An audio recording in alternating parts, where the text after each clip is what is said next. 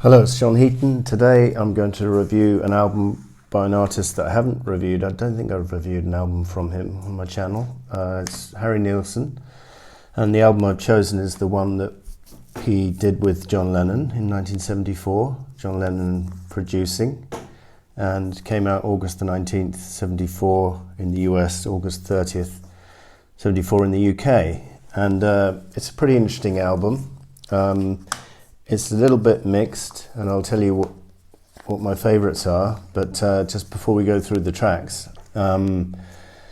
very familiar names recorded in Los Angeles during the so-called Lost Weekend, and so we've got a lot of people who turned up on Walls and Bridges on this album, which was recorded in New York, but the same kind of crew.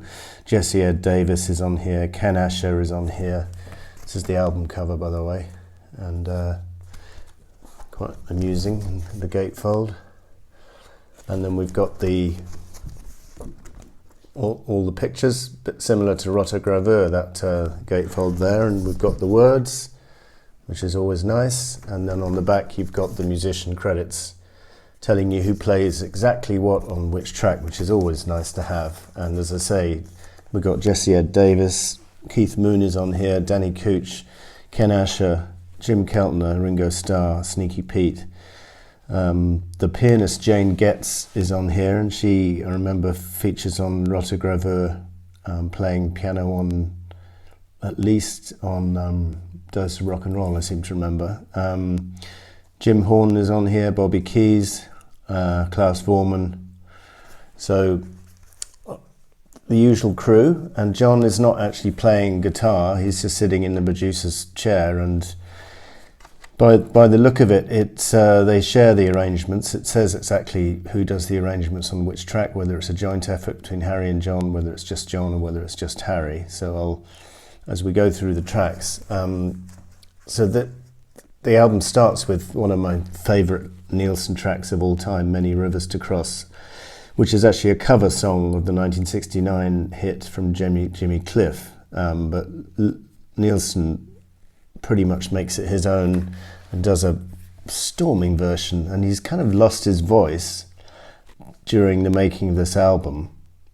This is quite ironic because it's the same thing happened to George Harrison the same year, but I think it benefits a track like this because he's screaming his head off, and it really adds to the emotional intensity on this track. I mean, maybe not everywhere on the album it works, but I think on a track like this, and it's gorgeously produced by John with a very nice string arrangement, which he thought was so good he used it for his solo album for Number 9 Dream. And nice tasteful guitar from I think it's from Jesse and Danny Cooch, both of them. So yeah, really nice version, probably my favourite track on the album. And then we've got Subterranean Homesick Blues, which is a Dylan cover, and this doesn't really do it for me. I think it's a little bit too in your face, trying to rock. And it's funny because when John was interviewed in 75 about what do you think of Dylan's last album, which was Blood on the Tracks at the time, he said, I like the songs, but I don't like the production. So if you're listening, Bob, more or less offering to produce him. But if this was how he was going to produce Bob, I'm not sure if it would have turned out too well, because I don't think this track is very successful as a cover. And I like the song, nothing wrong with the song, just a bit anonymous as a version. Then we've got a lovely ballad, Don't Forget Me, with Nilsson on the piano, and he does the arrangement for the strings, and that's really gorgeous. All My Life is a kind of happy-go-lucky, fun song about probably describing their party activities in Los Angeles, and again the arrangement is quite good with a lot of horns and stuff, and that was Harry and John together doing that arrangement.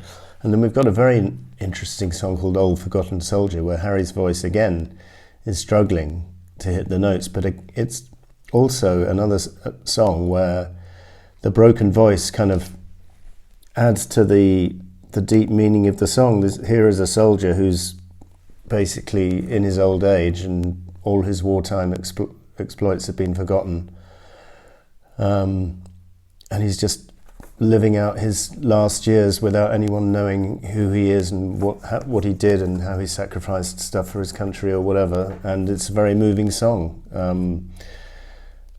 I think it's written by Harry, that one, and All My Life as well. And Don't Forget Me, all those three are written by Harry. I mean, I'll just quickly double check that for you, but yeah, it's Nilsson writing those three tracks. And then we turn over to side two, and we've got my second favourite track on the album, which is I was looking up the history of this song, Save the Last Dance for Me, which was a hit for the Drifters in 1960, number 2 in the UK, number 1 in the US, written by Doc Pomus and Mort Schumann. And I guess the Drifters version is the one that they were familiar with, but again, Harry does a pretty brilliant version of this, and John's doing a gorgeous string arrangement together with Harry. They did it together, and it's a really nice one to play on the piano, this one, very simple chords. And Harry's voice is not at its peak, and there's actually a demo on the bonus tracks where he's singing it in his voice before he had problems, and that's very nice to hear. But I quite like the rough and ready, the way he sings it, because he's singing it very emotionally, and it's just a gorgeous message in the words, and I just love it to bits. Then we've got Mucho Mungo, written by Lennon, and Mount Elgo, which was added by Harry, and I really like this. It's sort of laid back song, nicely placed after Save the Last Dance for me, and I think it's it's on a par with what Lennon would do for Walls and Bridges, and similar in style in a way, maybe superior to a couple of tracks on Walls and Bridges. So that's nice. Loop de Loop is a hilarious party track with about what seems like about 5 or 6 people singing backing vocals and kind of supporting Harry admirably, because he was struggling to hit the notes on this one, quite amusingly actually. But this one works if you just crank it up loud, and it's great. I love it, and that's not always the case, as we'll come to later in the album. Black Sails is a nice ballad with some nice strings. I know you like that one, James Griffiths, I seem to remember, and because you just picked up this album yourself recently. And then the album finishes with a pretty poor rendition of Rock Around the Clock, which just sounds like a mess. It's got about 3 drummers on it. Jim Horn, Bobby Keys, Trevor Lawrence on sax, Danny Cooch and Jesse Ed Davis on guitar, and it just sounds a mess. And production-wise, I don't think Lennon did a very good job. It doesn't sound clean. And it's just a pointless song to cover. Who wants to cover a song like that? I wouldn't have chosen it. There's a lot of better rock and roll songs from that era than this one, in my opinion. So I think the album is slightly let down by the Dylan cover and by the last track on the album. Other than that, I haven't got really much criticism. I think it's a pretty fine album, and the highlights are just stupendous. Many Rivers to Cross and Save the Last Dance for Me, even though they are covers. Harry does a brilliant version of both, and some nice ballads penned by Harry himself. And so this is probably the Harry album I come back to the most, although obviously Schmielsen and the Son of Schmielsen and the Harry self-titled from 69 are also up there for me.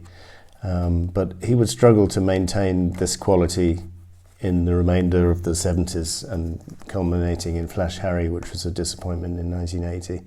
But, this one was a good one, and hope you enjoyed that, and we'll see you next time. Thanks for watching.